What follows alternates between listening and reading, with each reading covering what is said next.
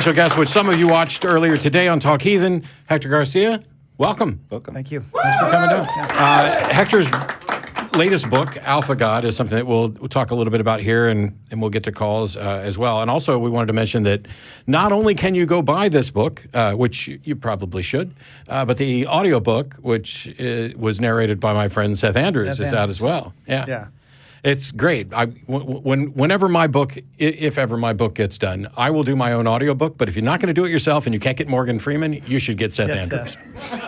That's not the latest one, though. This is the latest one. This is the latest. This is the latest. It's I'm a coming out book in 2 behind. weeks, but yeah. We should hold them up. Let's hold them up. Hold them all up. Alpha God and Sex, busy. Power, and Partisanship. That's a lot. And so I pick either book or both, and tell us what's the crux of what you're working toward. What's the message that you're trying to get to people through this, and how are you going about it? Well, one's on religion, and the other's on politics, the two things you're not supposed to talk about, so go figure. Perfect. Using evolutionary psychology to understand our political and religious behaviors in Alpha God, which I think we're going to talk about because you've delved into that. Yeah. Looking at how we project our primate legacy onto our notions of God, and using that to understand religious violence. So we have a God that has all the omnis, omnipresent, omnipotent, ultimate power, never dies, not of bodily form. But this God is describing as being intensely interested in these concerns that really betray his biological origins: territory, sexual control, deference, submission. An all-powerful God shouldn't have interest in these things. It's almost like some people got together and said, wow, we're worried about all these things and we don't have answers, so let's make up somebody who does. Let's make somebody who does that resonates with our own psychology. It's emotionally intuitive to us because we evolved in hierarchically organized groups where there was a dominant male at its apex, and so that figure is intuitive to us. We follow it into battle. We follow its orders to commit genocide and violence and oppression of women. So unmasking this God, that was the intention. And, while I certainly agree with that, the oppression goes beyond that as well, to where once you get this structure, it creates an us and them thing, so that we're going to oppress all of the others. But there are some others that we're going to oppress slightly more than others, perhaps. Sure. The ones that fit in the least, or the ones that are typically viewed as somehow being less than. It says, when you titled this Alpha God, and it reminded me immediately of, Alpha Wolf and all this stuff. And I know from people I've talked to that, evolutionary psychology gets a bad rap on a number of occasions. I think because some people, once they get a hold of this great idea, once you have a hammer, every problem looks like a nail. And so they try to apply it to absolutely everything. But it's seemingly undeniable that through our physical history, both with nature and nurture applying to this, it has helped create the sort of psychology that we have today. And this affects every interaction we have. So to me, it's not that remarkable that, that you could make fitting assessments using evolutionary psychology. And yes, I balked at the alpha thing too. For the person who's getting ready to email in to say, hey, that whole alpha wolf thing, that wasn't real. And the guy that first presented it spent the rest of his life trying to say that wasn't real. Irrespective of what that is, and Hector and I talked about this for just a second earlier, it's taken on a new meaning. That's what we do with words. Yeah. And so even if it doesn't apply to the original scenario, it's undeniable that in the context of what we're talking about, there's a package of things like domineering and controlling and assertive or charismatic that we have since labeled alpha. Now no longer matters what the wolves did or didn't do. Sure, it doesn't. And what matters is what primates do, because we're primates. And I like to operationally define terms and what does it mean to be alpha? It means to have preferential access to things that are relevant to our biological reproduction and survival. So preferential access to mates, territory, goods, food, deference, respect, pride. So dominant individuals of any group have more access to those kinds of things. It seems, over the course of the years on the show, obviously we have people call in, tell us what you believe and why, and more importantly, why you think somebody else should believe it. You're not so much looking at the facts or the philosophical arguments about a God as much as a plausible explanation for the structure of God claims emanating from human psychology. Why do we have the gods that we have? And the subtitle, The Psychology of Religious Violence and Oppression, it's to explain that, to explain the darker sides of religion. Where does it come from? Gods are our model because most religions have a God concept. And, if that God is based on a territorial, acquisitive, sexually acquisitive male that has violent tendencies, well, we're really talking about us. And so all these projections need to be unpackaged and analyzed and put under the light of scrutiny. Otherwise, we're just going to enact these patterns over and over and over again. And that is the beauty of evolutionary science, because it allows us to look at these things objectively. One of the things that's bothered me over the years is when people try to oversimplify religion by, it's the opiate of the masses, or it's just about controlling people. Because it seems to me, as someone who is a former believer and having engaged with a lot of believers, that that's too simplistic, that there are things that are being offered by religion to quell our fears, some of which the religions created those fears in the first place. Sure. So when you look at it from this alpha God perspective of a top-down thing, yeah, we have a pretty good reason to think that it might also be bottom-up in some instances where a collective of people believed this, and this just became their culture for the various reasons that you're talking about here.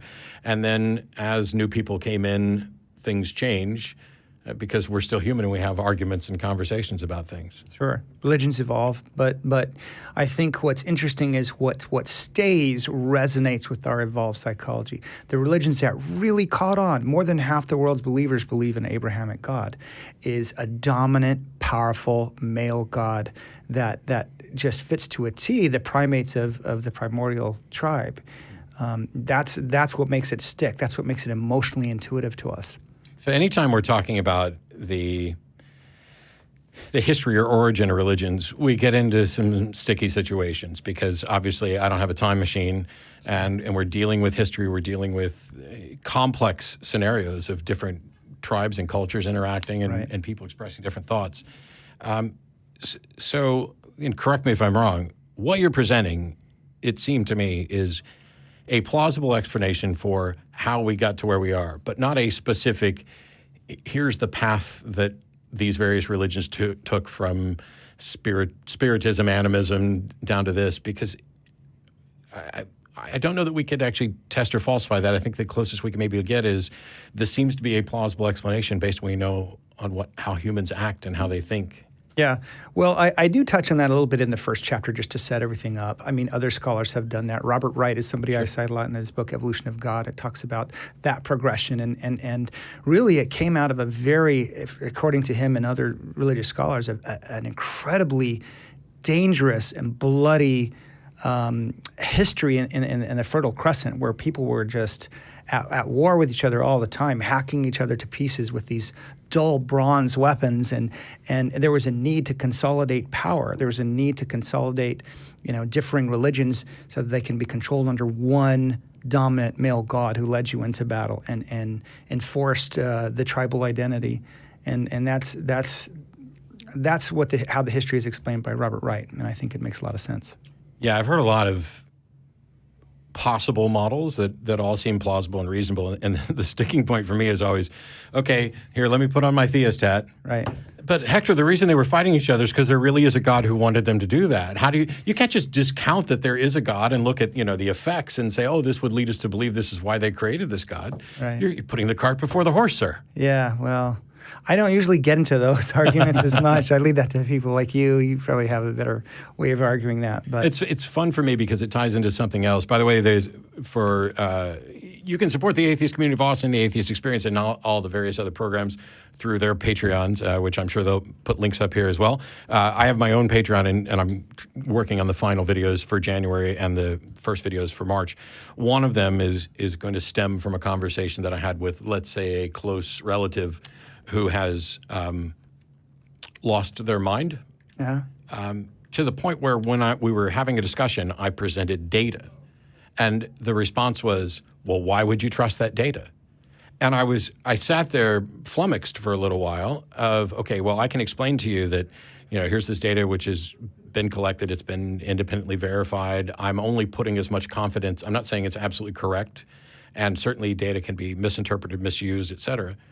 But what struck me afterwards was that I presented data.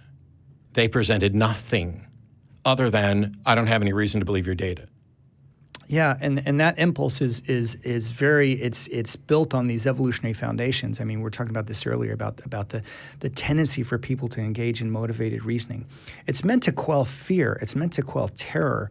And I can tell you briefly about this interesting study that I talked about earlier, putting highly partisan individuals, people who are highly liberal and highly conservative, and presenting them with conflicting comments by their candidates, and watching them engage in motivated reasoning. But the interesting thing about this study is they did it in an MRI machine, and they saw what parts of the brain get lit up. Oh, was it a comparison like the "what do I think" versus "what does God think" type? It was their candidate says something conflicting that contradicts himself, and watching people make excuses for that in an MRI machine and seeing what parts of the brain light up when you engage in motivated reasoning, and it's the parts of the brain that register fear and pain and threat.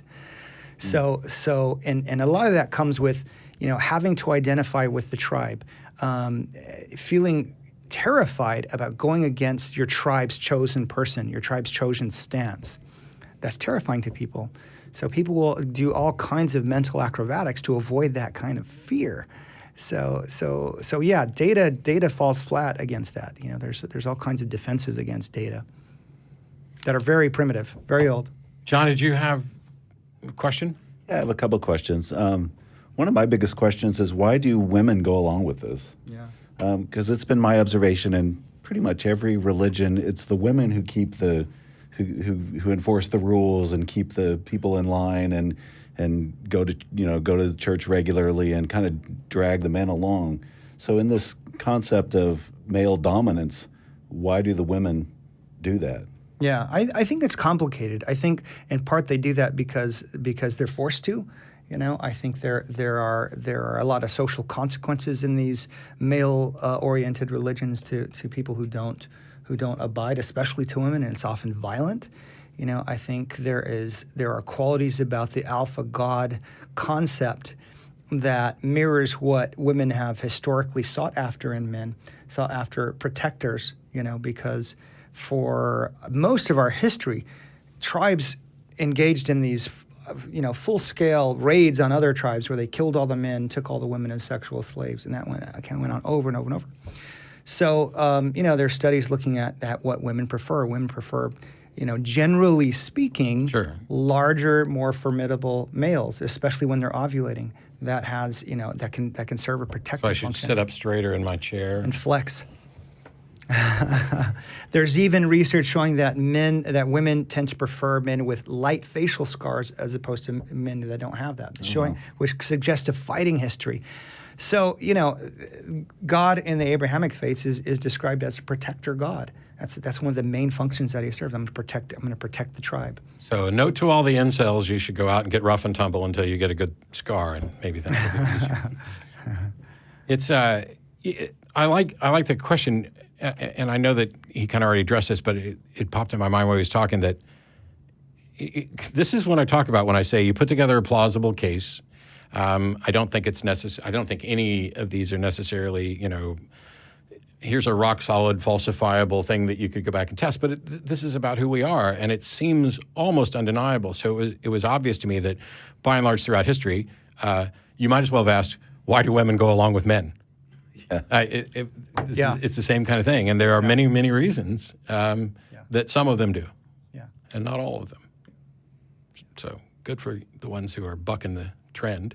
Which, by the way, it struck me as odd. Not only did your question about women being the core of a lot of modern churches, especially in black churches, the black women that are there. I mean, that's their church quite often. And yes, there's always going to be a guy at the head of it, or almost always.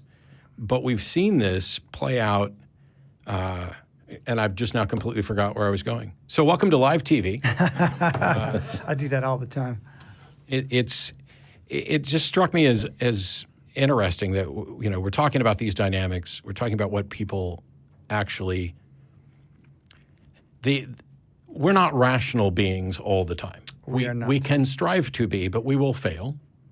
And religions play on those motivations. And the complex nature of human interactions is, I don't think it's something that you can easily summarize. But when you put together a case that is plausible, all of a sudden, new ideas are popping up. Oh, well, it's that way because of this. Oh, it's that way because of this. And while you may in fact be right, or my supposition or the little insight that I had just now might be right as well, we still have to do due diligence and figure out, okay, does it just feel right, or is there some way to show that I'm more likely right than not? Right. Yeah, and that's why, when you make a supposition like that, back it up with empirical research. Try to look at what is known, what is plausible, and cite accordingly. That's the thing about psych research. It's hard to test. You can't really touch a thought. You have to measure it through questionnaires and things like that. And don't have any postmodernists involved in the discussion. Yeah, that could. We'll chuck truth out the window and, just poop on the board right away. But well, we want to move on to some callers. Do we have more? Yeah, we can do some colors. Cool.